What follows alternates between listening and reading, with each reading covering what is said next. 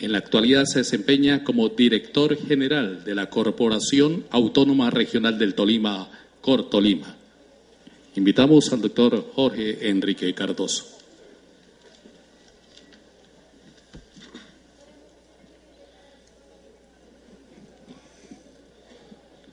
Debo empezar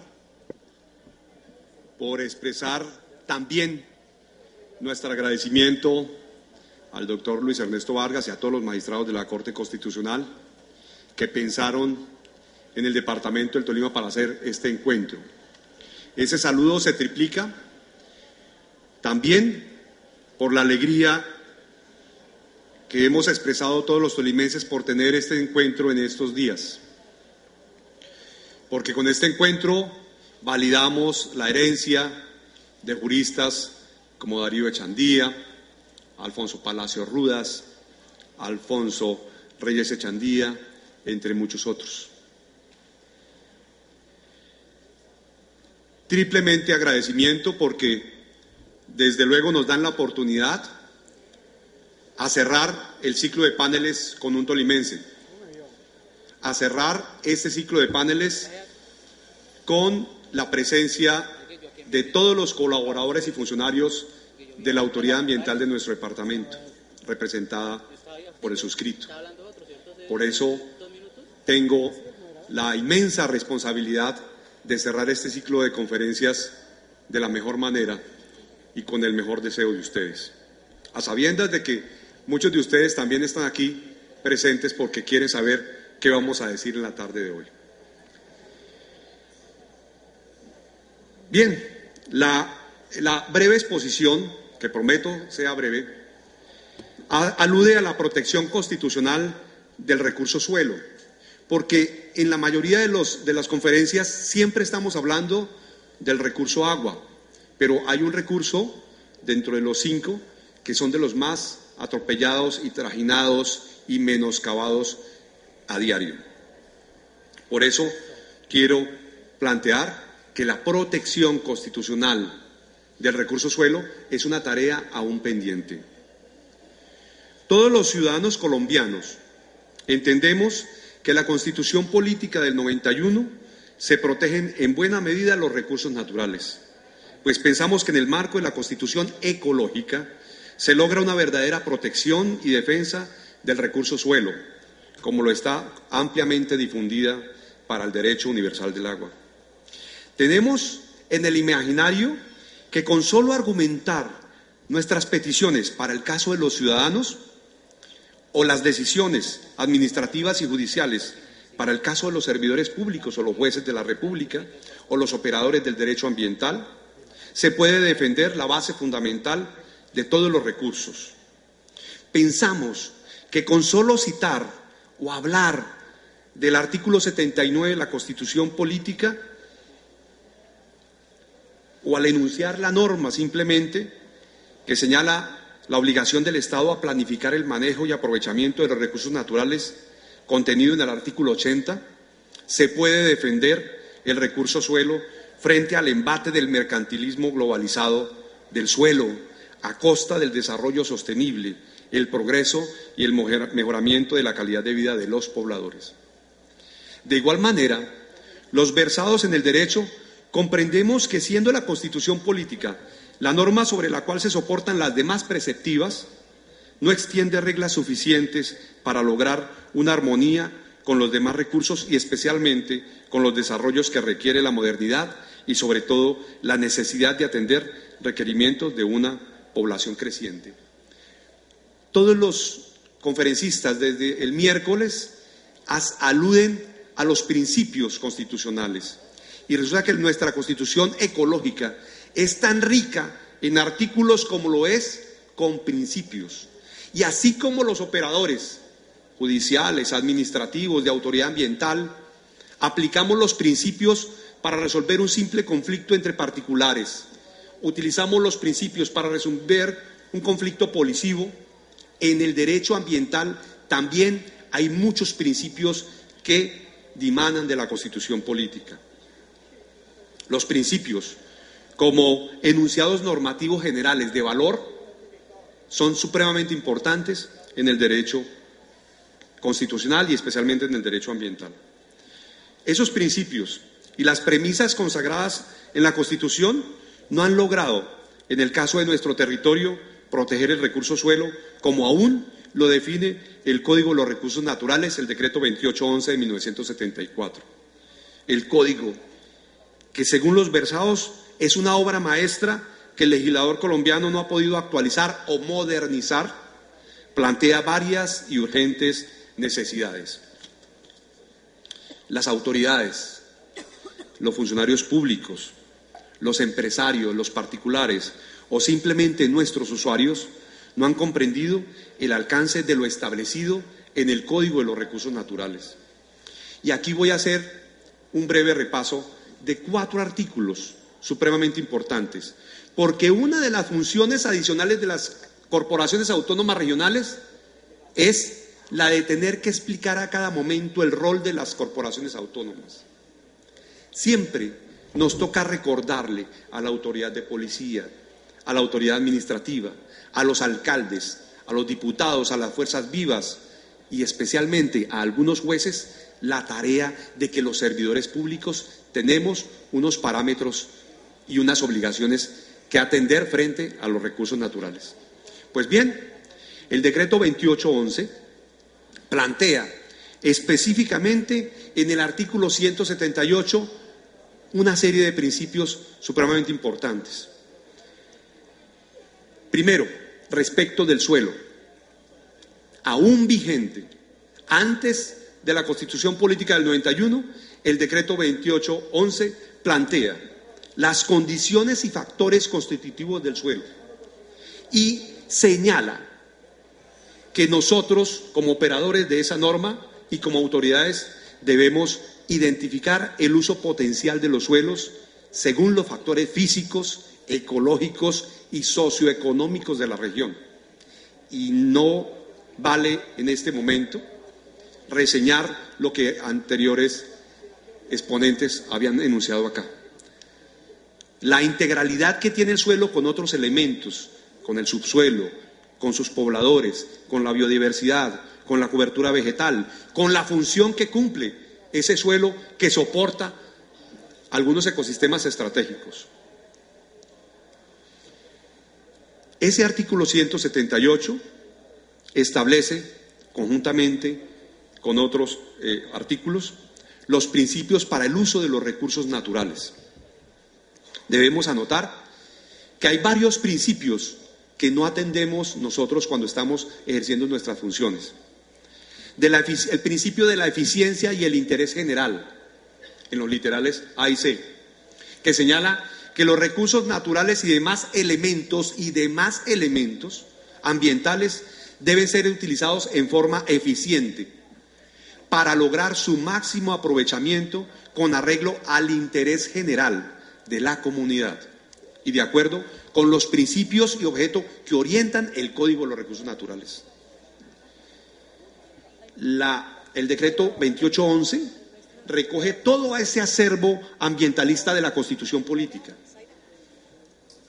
Desde luego, la Constitución Política, en su primacía, debe cimentar esos principios del Código de los Recursos Naturales con base en su jurisprudencia y en la interpretación de las normas. Otro principio, el principio de la interdependencia de los recursos naturales y sus elementos. En el literal B se señala que los recursos naturales y demás elementos ambientales, reitera, son interdependientes, y su utilización se hará de manera que, en cuanto sea posible, no interfieran entre sí. Esos recursos naturales dependen uno de otro. La zona de amortiguación depende del páramo, el páramo de la zona de amortiguación, el río de la zona de recarga, la población del río, la población del bosque, como lo hemos dicho desde el primer día cuando el Mamo nos explicó tal tarea. Otro principio, el principio de prioridad y coordinación. En el literal D se establece que los diversos usos del suelo o de los recursos que pueda tener un recurso natural estarán sujetos a las prioridades que se determinen y deben ser realizados coordinadamente para que se puedan cumplir los principios enunciados en los ordinales precedentes. Insiste ese reglamentador del decreto 2811 en señalar aquellos principios del uso de los recursos naturales. El principio de la limitación de los recursos. Los recursos naturales renovables no se podrán utilizar por encima de los límites permisibles, que al alterar las calidades físicas y químicas o biológicas produzcan el agotamiento o el deterioro grave de esos recursos o se perturbe el derecho a ulterior utilización en cuanto ésta convenga al interés general. Y el interés general refrendado en el preámbulo, en el artículo 1 y en el artículo 6 de la Constitución Política. El principio de planeación e integralidad. Y ahí es donde ya la Corte nos ha llamado la atención en innumerables veces, en que insiste que debemos planear el territorio. Ese principio señala que la planeación y el manejo de los recursos naturales renovables y de los elementos ambientales debe hacerse en forma integral. No podemos separar, como ya lo dijimos, un recurso del otro. No puedo separar el suelo de la interdependencia que tiene frente a la flora o de la interdependencia que tiene frente a la generación de otros bienes y servicios ambientales. Básicamente quería plantear que nuestro código, nuestro derecho ambiental colombiano, derecho administrativo ambiental colombiano, tiene mucha riqueza para poder defender, al contrario de la primera hipótesis, los recursos naturales. El artículo 181 de ese código, y aquí es donde viene el llamado afectuoso y respetuoso de los operadores jurídicos de la norma, porque como les decía antes, nos toca a veces explicar en redundancia la labor que hacemos las autoridades ambientales. Ese artículo señala claramente a todos los servidores públicos y a los particulares que cumplen funciones públicas unas facultades, y entre las facultades traje unas pocas. La primera facultad, la de velar por la conservación de los suelos. Somos todos los funcionarios, operadores que debemos tener que tenemos y honrar esa facultad, la de velar por la conservación de los suelos. Otra facultad, la de promover la adopción de medidas preventivas. Y ahí viene ya la complicación de la tarea de las corporaciones autónomas. Nos toca explicar en qué consiste el principio precautorio, el principio de rigor subsidiario, el principio de armonía regional para hacer la planeación del territorio, precisamente para lograr los objetivos y fines esenciales que exige la Constitución Política. Y lo más grave, que cuando la autoridad ambiental adopta y aplica el principio de prevención o de precaución, aparece como juzgado la autoridad o subestimada la autoridad. Y nos toca explicar, y así lo haremos cuantas veces sea necesario, en aras de proteger los recursos naturales, esa clase de facultades. Otra facultad, tenemos todos la facultad de administrar y reglamentar la conveniente utilización de las sabanas y playones comunales de dominio público. Es una tarea que a diario nos toca adelantar. La facultad de intervenir en el uso y evitar la degradación del ambiente por manejo inadecuado y adoptar las medidas de corrección. Insiste el legislador en entregarle esa facultad a las autoridades. El de adoptar medidas de corrección, de recuperación o de conservación de los recursos naturales. Esto lo queríamos plantear precisamente para destacar la importancia de las facultades que tenemos las autoridades ambientales y los principios que a diario aplicamos. Pues bien, en materia constitucional encontramos la sentencia C-443 de 2009 del magistrado de la Corte Constitucional, del magistrado Humberto Sierra Porto. Esta sentencia es supremamente importante porque abre el radio de acción para aplicar en el derecho administrativo colombiano el principio de la progresividad, y que ya aquí anteriormente hablamos del principio de la no regresividad, y es el principio de la progresividad. Por eso quiero hacer esta sencilla referencia que se compagina con esos cánones constitucionales de conservación o de procurar el interés público del territorio. Desde luego, debemos señalar que este principio de progresividad consolidó el principio y la protección del medio ambiente sano en forma práctica. Este principio, desde luego, tiene numerosas fuentes en derecho internacional, como nos lo explicaba mis antecesores, a través de los pactos internacionales de protección de los derechos humanos, pues está consagrado, entre otras normas, en el Protocolo de San Salvador, en la Convención Americana de los Derechos Humanos, y que implica la obligación de los estados de lograr el desarrollo progresivo de los derechos económicos, sociales y culturales. El mandato de progresividad tiene inversos dos contenidos complementarios, lo señala la Corte. Uno, el de la gradualidad, y el otro, el del progreso. De esta manera, el Comité de Derechos Económicos, Sociales y Culturales ha expresado, abre comillas, el concepto de realización progresiva constituye un reconocimiento del hecho de que la plena realización de los derechos económicos, sociales y culturales generalmente no podrán lograrse en corto tiempo. Tengo la desventaja que soy el último y ya todos estamos afanados, pero quiero terminar la idea de la siguiente manera.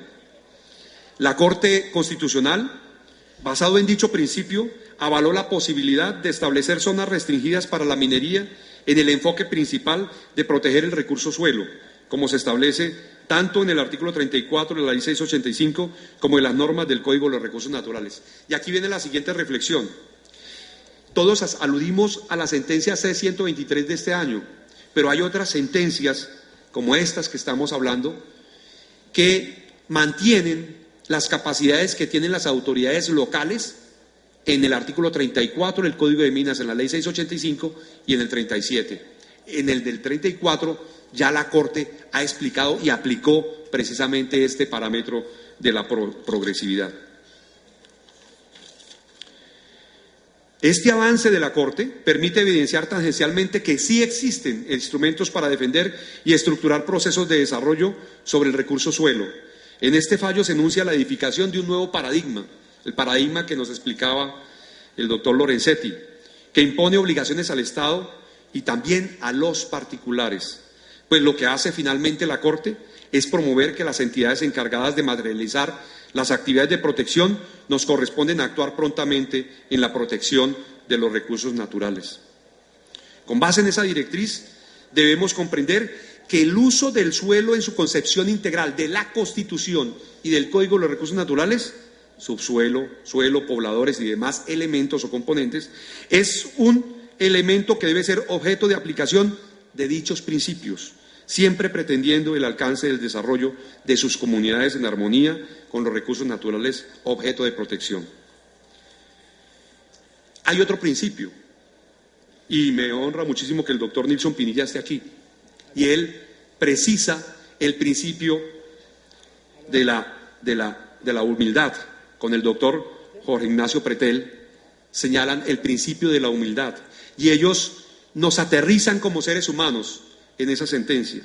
Señala, el principio de humildad, de otro lado, obliga a comprender que el ser humano es dependiente de la naturaleza, de modo que la naturaleza no puede ser entendida como una simple fuente de recursos dominada por el hombre, sino como un sistema complejo en el que el hombre interactúa con otros agentes y del que depende para vivir.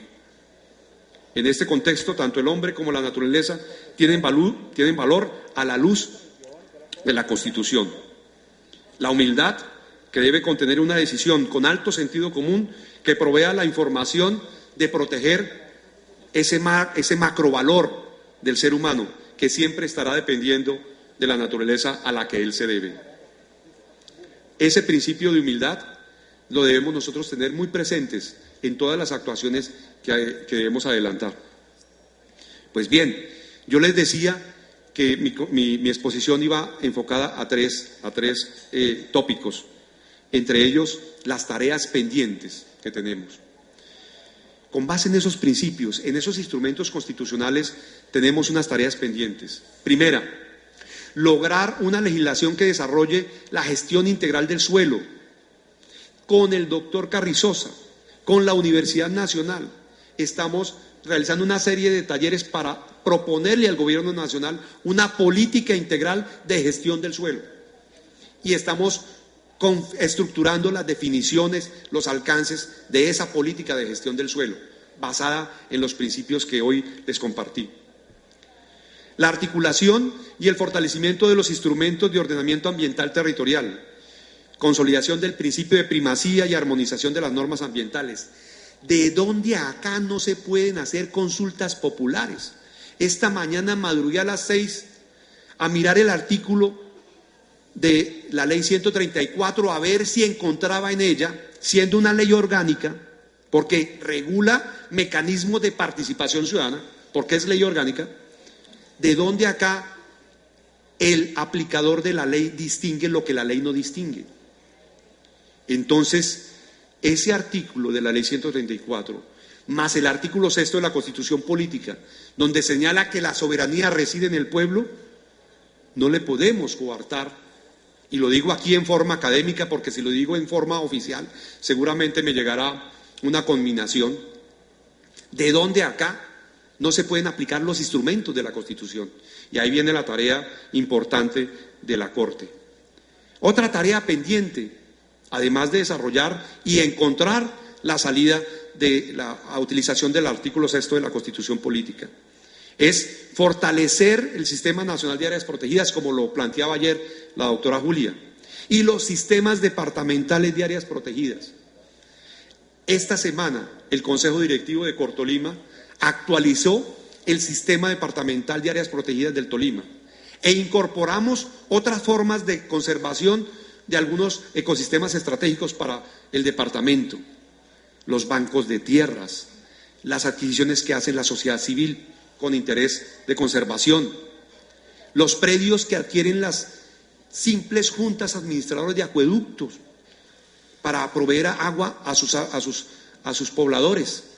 Son estrategias complementarias que hay que fortalecer vía legal o a través de la facultad de rigor subsidiario que tenemos las corporaciones.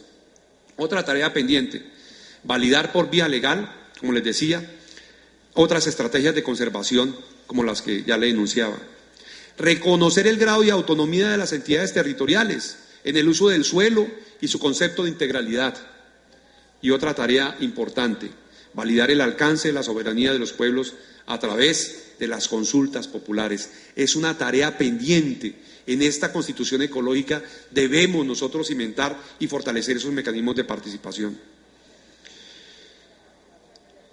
Y algo que todos querían saber, las corporaciones autónomas regionales, estamos de acuerdo con que se actualice la Ley 99/93, que se rediseñe de una vez por todas, con argumentos y con rigor, el Sistema Nacional Ambiental, que se haga una redistribución de competencias, que se fortalezcan las competencias y capacidades para el ejercicio de la función de autoridad ambiental que ejercemos las corporaciones autónomas. El Sistema Nacional Ambiental no se soluciona restringiendo los consejos directivos, se soluciona empoderando con el respaldo de su comunidad y el territorio a las corporaciones autónomas. Estuvimos en una comisión en Holanda y allá hay 850 juntas de agua, lo que para nosotros son 850 corporaciones autónomas. Y uno de los profesores nos decía, un país sin su junta de agua, para nuestro caso, sin corporaciones autónomas, no es viable, porque son precisamente ellos los garantes de los recursos naturales. Otra tarea que tenemos pendiente en la reforma estructural del SINA es el fortalecimiento técnico y financiero de las entidades del SINA. Tenía otros temas para conversarles, pero en este salón podemos nosotros señalar, a manera de cierre, que los tesoros del departamento del Tolima sí se pueden explotar. los tesoros que tenemos, en los niños que todas las mañanas van al Conservatorio del Tolima, las mujeres cabeza de familia que van a la chamba a hacer ollas de barro, las que tejen los sombreros típicos del territorio, los cafeteros de Cajamarca, los arracacheros de Cajamarca, de Planadas, de Roncesvalles, esos son los tesoros que tenemos que conservar. Muchas gracias, muy amable.